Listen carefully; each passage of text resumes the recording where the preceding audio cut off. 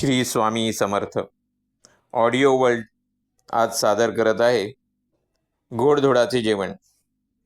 अहो दादा अजून आले नाहीत घरी. 11 वाजत आले. इतका उशीर होत नाही कधी त्यांना. बघा तरी कुठे गेलेत. उमाने पुन्हा एकदा आठवण केली. तशी रमेश चिडला. अगं आता का लहान बाळ आहेत ते. मी कामावरून थकून भागून घरी येतो तर यांची वेगळीच कटकट. नको काळजी करूस, येतील घरीच. सुरेशने उमाला गप्प बसवले खरे, पण मनातून त्यालाही काळजी वाटत होती वडिलांची.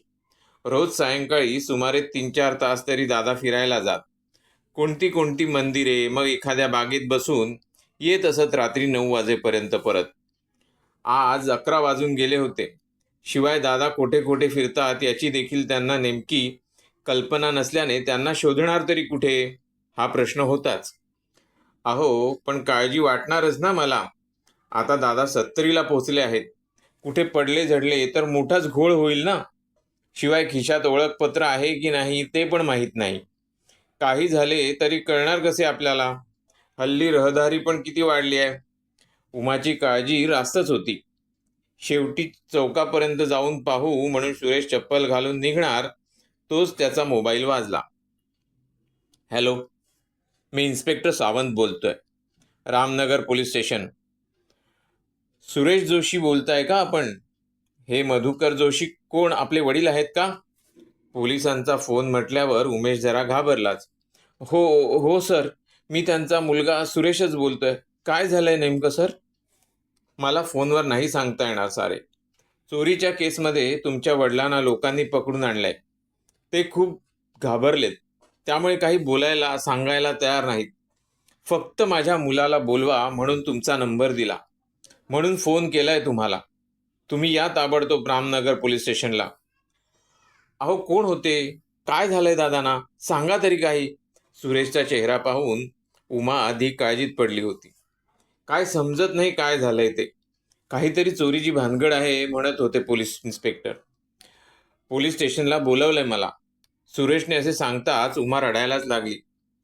अगं बाई, काय कमी होते का घरात? हे काय भलतेच आता. चला मी पण येते तुमच्यासोबत. घाईघाईने दोघं पोलीस स्टेशनला पोहोचले तर येथे बरीच गर्दी. एका बाकावर दादा बसलेले दिसले सुरेशला, घाबरलेले. त्यांच्या ओठातून रक्त येत होतं. सुरेशला पाहताच दादानी एकदम उठून त्याला मिठीच मारली. दादा काळजी नका करू, मी आलोय ना, निश्चिंत राहा आता. सुरेश दादांना धीर देत होता.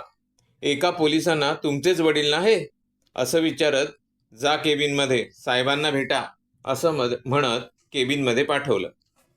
नमस्कार सर, मी सुरेश जोशी, मधुकर जोशींचा मुलगा.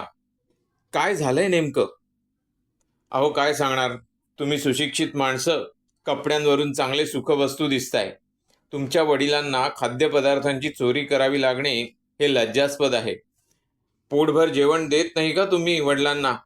त्यांना एका लग्नाच्या रिसेप्शन समारंभाच्या लोकांनी पकडून आणलंय.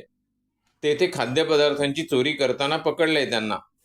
मी बाकी झडती घेतली त्यांची, पण काही मौल्यवान दागिने वगैरे नाही सापडले, फक्त हे सापडलं, असं म्हणत साहेबांनी 4 प्लास्टिकच्या छोट्या पिशव्या ठेवल्या सुरेशच्या समोर. कुतूहलाने सुरेशने पिशव्यांमध्ये काय आहे ते पाहिले अन तो थक्कच झाला. एका पिशवीत गुलाबजाम, दुसऱ्या पिशवीत लाडू, तिसऱ्या पिशवीत जिलेबी आणि चौथ्या पिशवीत पुलाव असे पदार्थ होते. काय बोलावं सुरेशला सुचेना. वडिलांनी हे पदार्थ का चोरले असावेत त्याला समजेना. घरात खायला काही कमी नव्हतेच. त्यांना उलट मधुमेह असल्याने ते गोड खाणे देखील टाळत असत. कितीही आग्रह झाला तरी सुद्धा. मग हे असे कसं केलं दादांनी? चक्रावून गेला होता सुरेश. बोला साहेब, वडिलांना उपाशी ठेवता की काय घरी? भरोसा नाही आजकालच्या मुलांचा. म्हातारे आई वडील जड होतात त्यांना, सावंत साहेबांनी सुरेशला सुनावले. सावंत साहेब, आपण समजता तसला काही प्रकार नाही आहे खरंच. काहीही समस्या नाही आहे तशी. हवे तर विचारा वडिलांना. बोलवा त्यांना इथे, समोरासमोर काय ते विचारा. सुरेशने कळकळीने सांगितल्यावर साहेबांनी शिपायाला मधुकर जोशींना आत आणायला सांगितले. शिपाई मधुकर रावांना आत घेऊन आला तसे त्यांना पकडून पोलीस स्टेशनला ज्यांनी आणले होते ते 4-5 जण देखील आत आले. बसा इथे आणि सांगा काय झाले ते. का चोरी केली तुम्ही ते? साहेबांनी मधुकर रावांना बोलते करण्याचा प्रयत्न केला. ते अपमानाने मान खाली घालून बसलेले होते. दादा बोला, सांगा. तुम्हाला आम्ही उपाशी ठेवतो का? घरी जेवायला मिळत नाही का पोटभर? आमचे काही चुकतंय का? सुरेशने आगतिक होऊन विचारलं. नाही रे बेटा, तुमची काही चूक नाही, माझीच चूक आहे. सगळी सगळी चूक माझीच आहे. मी असं करायला नको होतं. पण पण मधुकरराव अडखळू लागले. पण काय? सांगा काय ते स्पष्ट. सर्वांचीच उत्सुकता ताणली गेली होती. बेटा, मी ते पदार्थ फुटपाथवरच्या गरीब मुलांना वाटण्यासाठी चोरले होते रे. माझे लहानपण खूप गरिबीत गेले. 2 वेळा जेवणाची देखील भ्रांत होती आमची. आम्ही 4 भाऊ आणि 3 बहिणी. मी सर्वात मोठा. वडील नोकरी सोडून स्वातंत्र्य संग्रामात जेलमध्ये गेलेले. तेथेच त्यांचा आजारपणाने मृत्यू झाला आणि एकदम त्यांचे प्रेतच आठवले घरी. घरी इंग्रज सरकारने. आई बिचारी अशिक्षित. तिने कशी तरी धुनी भांडी करून आम्हाला मोठे केलं. वार लावून माधुकरी मागून आम्ही भावंडे मोठे झालो. लहानपणी मला गोड खूप आवडायचं रे, पण कधी गोडधोड नाही. पुढे मी शिकून चांगली नोकरी मिळवली. भावांना पण मदत केली शिक्षणाला. बहिणींची लग्ने करून दिली जबाबदारीने. माझाही संसार उभा केला समर्थपणे. सारे काही मार्गी लागेपर्यंत मी सेवानिवृत्त झालो.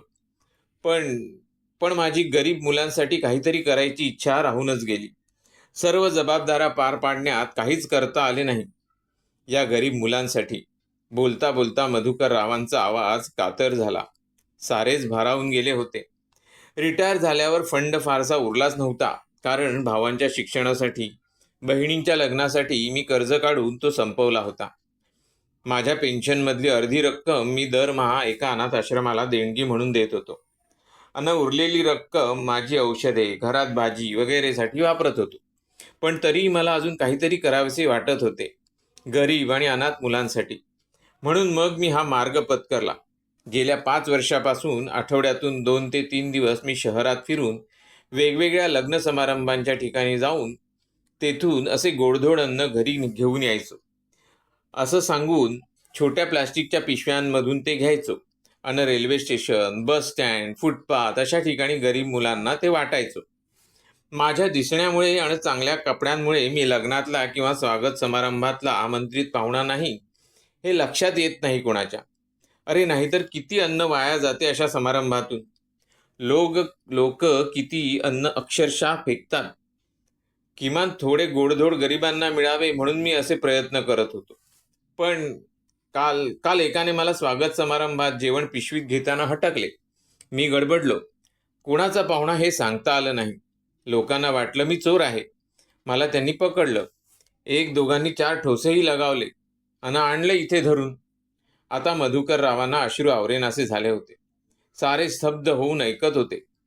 मधुकर रावांना पकडून आणलेल्या लोकातले 2 तरुण पुढे झाले. माफ करा आजोबा, आम्ही हात उचलला तुमच्यावरती, असे म्हणत मधुकर रावांच्या पाया पडले. इन्स्पेक्टर सावंतांनी उठून एक कडक सॅल्यूट केला मधुकर रावांना आणि सुरेशने त्यांना कडकडून मिठी मारली. श्री कृष्णार्पणमस्तु.